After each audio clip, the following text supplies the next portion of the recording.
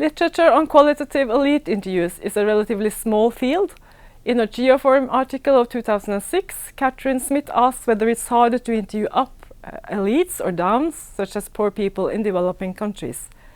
Based on my own experiences from interviewing up and down in the global north and global south, I would never ever claim that the one is harder than the other. At one level, I'm tempted to argue that the key challenges are not those related to up or down, but those inherent to conducting qualitative interviews as such. However, there are indeed some particular challenges inherent to elite interviews, both accessing the right interview subjects and meaningful data. The first doesn't ensure the other, mind you. You have certainly heard references to elites, such as the educational elite, which literally means the most talented in society, and the cultural, political and corporate elite. And you may think of elites as people in important exposed positions. Further conceptualization of elites can be a complicated matter, but a common point of departure is that elites have power and authority and can influence big questions in society. Smith's point is that this fits a structural approach to power, where power is possessed, although not always exercised. Accordingly, the elite would be more difficult to penetrate than other groups and better positioned to protect their interests. In this perspective, interviewing up means that you as the interviewer belong to the relatively powerless. Smith, however, advocates a more post-structural approach to power. The power is seen as constructed throughout social interactions rather than something possessed by a specific group.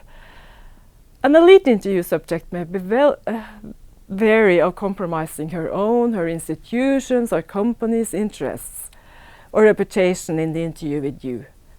This take on power is a very good point of departure for understanding what is going on in qualitative interviews, and how you can prepare yourself to make the most out of them. And now some advice. Accessing elites. Elites are usually very busy people. Why then should they bother about our many questions? Well, participation as an interview subject in a research project could be a source of information about what is on the agenda in a case that affects them, and a channel to capture where others, such as their peers, competitors, customers and watchdogs, stand in the same matter. A certain openness could be part of their policy, and it could be good for their image. Hence, the most important thing you do is to frame your project in a way that makes it relevant and interesting to the prospective interview subject. Prepare a short general presentation of the project that everybody will get, and then add a tailor-made paragraph where you highlight the issues that you think are the most relevant to the specific person cum respective category of interview subject you approach. Be clear about why data and insights from the person in question is important to the project. But be sober, don't flatter, and don't present your project as something it is not, just to get access. It may ruin an interview that could otherwise have been good. Remember, you deal with smart people. It has an ethical aspect to it too. Lies are likely to catch up with you. Do not forget to ask for other persons in the institution, company or thematic field you could interview instead of the one you approached in the first place. This is something you should do at the end of a successful interview too. It is always much easier to get access to a new person when you can tell that another person in the same league has recommended him. Accessing meaningful data. An impressive, important person, eloquent and capable, and perhaps with a slight authoritarian style, may easily impose her agenda or knock you off your perch. Another strategy of an interview subject who is not comfortable with the situation is to speak a lot and lead the interview astray. Don't despair.